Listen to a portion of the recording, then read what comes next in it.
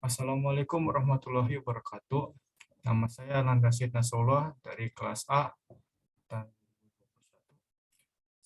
kali ini saya akan menjelaskan tentang kesetimbangan kimia part 2, bagian kedua.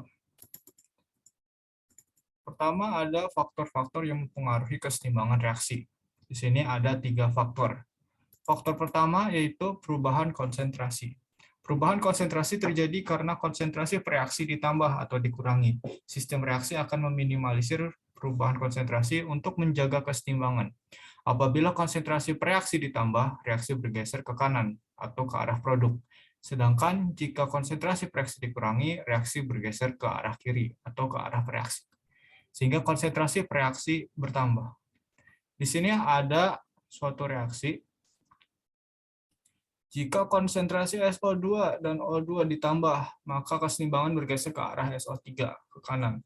Sebaliknya, jika konsentrasi SO2 dan O2 dikurangi, kesetimbangan bergeser ke arah SO2 dan O2 ke kiri. Sehingga konsentrasi SO2 dan O2 bertambah dan terbentuk kesetimbangan baru. Faktor kedua ada perubahan tekanan atau volume untuk reaksi yang melibatkan gas. Jika tekanan diperbesar atau volume diperkecil, kesetimbangan akan bergeser ke arah komponen yang jumlah molnya lebih kecil. Jika tekanan diperkecil atau volume diperbesar, kesetimbangan akan bergeser ke arah komponen yang jumlah molnya lebih besar. Di sini ada reaksi yang sama. Pada reaksi di atas, bila tekanan diperbesar atau volume diperkecil, maka reaksi bergeser ke kanan, lebih sedikit jumlah gasnya. Dan sebaliknya, bila tekanan diperkecil atau volume diperbesar, reaksi bergeser ke kiri, lebih banyak jumlah gas. Dan yang terakhir dan ketiga ada perubahan suhu. Di sini ada suatu reaksi dengan delta H sama dengan minus. Berdasarkan reaksi di atas, reaksi ke kanan merupakan reaksi eksoterm, dan yang ke kiri merupakan reaksi endoterm. Pada reaksi tersebut, jika suhu diturunkan, kesetimbangan akan bergeser ke arah reaksi maju ke arah produk, ke arah yang melepaskan kalor. Dan sebaliknya, apabila suhu dinaikkan, kesetimbangan akan bergeser ke arah kiri, arah yang menyerap kalor.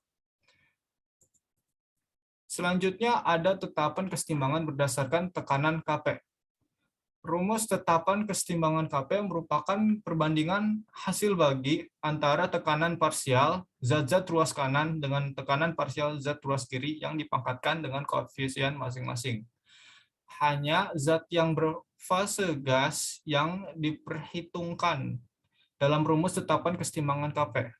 Zat dan fase selain gas, seperti solid, liquid, dan aqueous, tidak dicantumkan dalam rumus tetapan kesetimbangan, tetapi diberi nilai 1.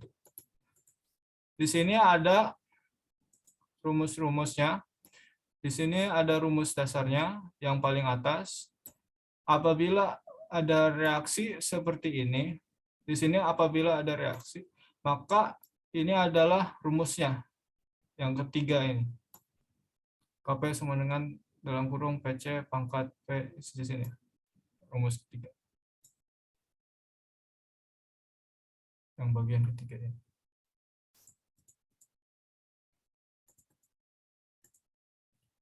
Ada beberapa contoh soal-soalnya.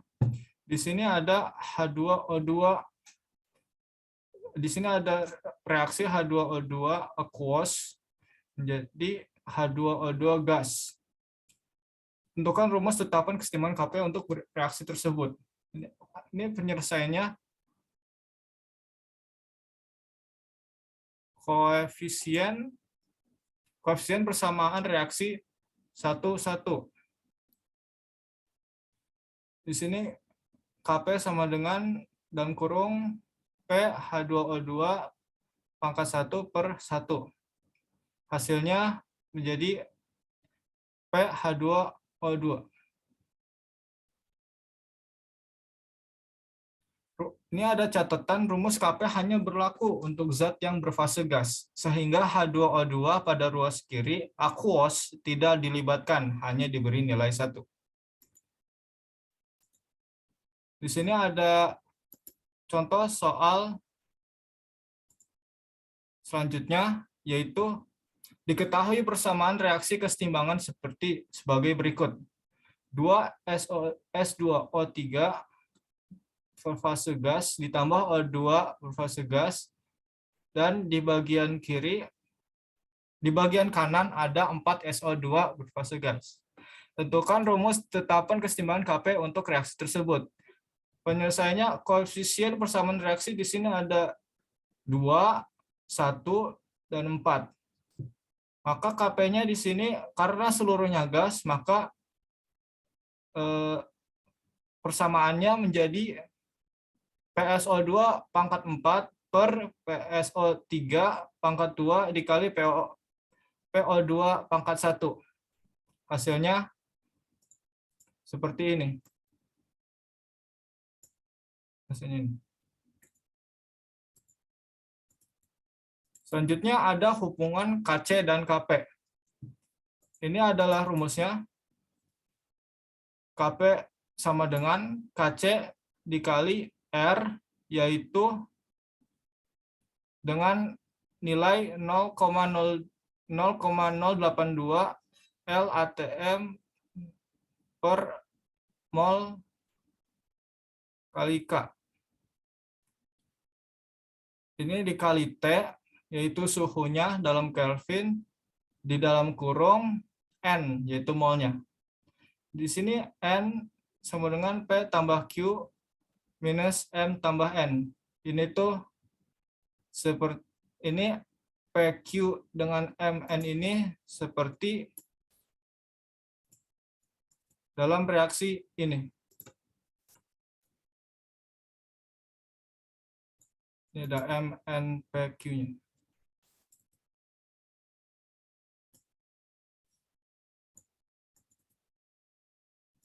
Di sini ada contoh soal-soalnya. Sebanyak 10 mol gas N2 dicampurkan dengan 40 mol gas H2 dalam suatu ruangan 10 liter.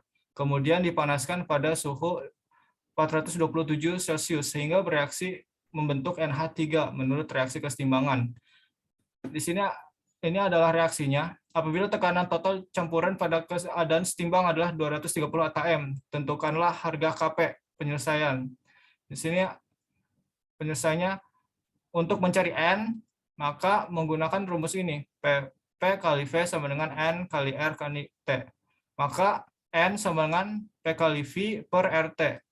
Di sini T-nya masih dalam Celcius, maka kita ubah dulu menjadi Kelvin. Jadi suhunya 700 K, 700 Kelvin. Ini untuk N, N-nya didapatkan yaitu 40 mol.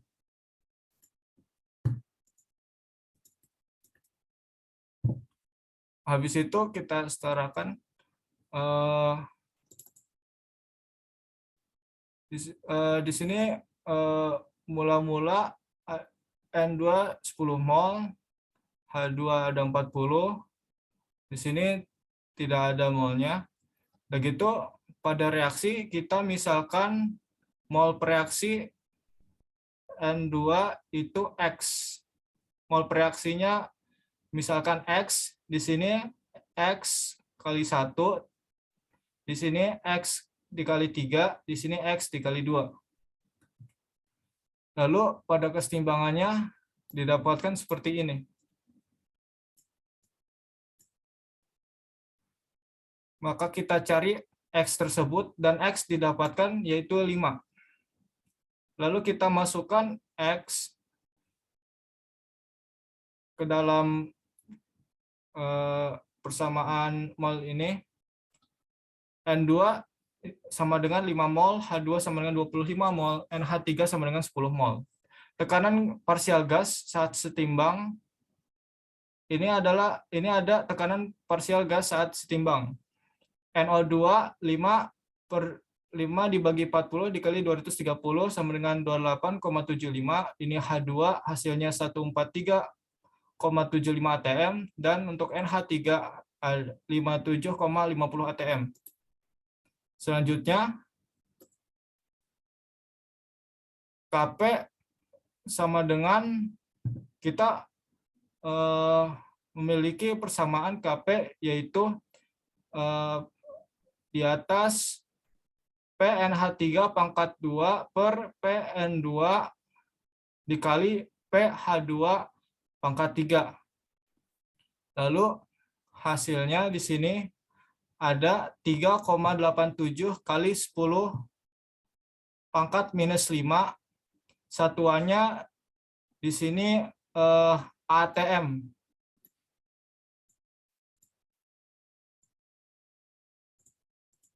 Lalu ke soal berikutnya.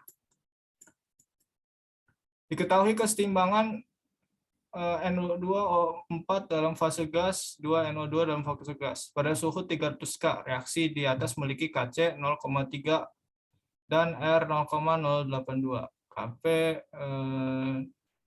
maka harga Kp-nya berapa? Di sini konversi Kc Kp yang dapat dilakukan saat fase gas. Ini ada delta N, N kanan kurangi N kiri, 2 kurangi 1, hasilnya 1. Lalu kita masukkan ke rumus yang tadi, Kp sama dengan Kc dalam kurung RT pangkat delta N. Dan lalu hasil akhirnya yaitu 7,38 ATM. Dan yang terakhir ada aplikasi reaksi kesetimbangan di industri. Di sini saya ambil contoh pembuatan amonia NH3. Amonia banyak digunakan sebagai pelarut, bahan peledak obat-obatan, dan bahan dasar pupuk. Amonia dibuat dengan cara mereaksikan gas nitrogen dengan gas hidrogen. Proses pembuatan amonia pertama kali dilakukan oleh Fritz Haber dan Carl Bosch. Oleh karena itu, proses pembuatan amonia dikenal dengan proses Haber-Bosch dengan persamaan reaksi sebagai berikut. Reaksi kesetimbangan pada pembuatan amonia tersebut merupakan reaksi eksoterm. Oleh karena itu, kondisi optimum yang harus dilakukan untuk memaksimalkan produk sebagai berikut.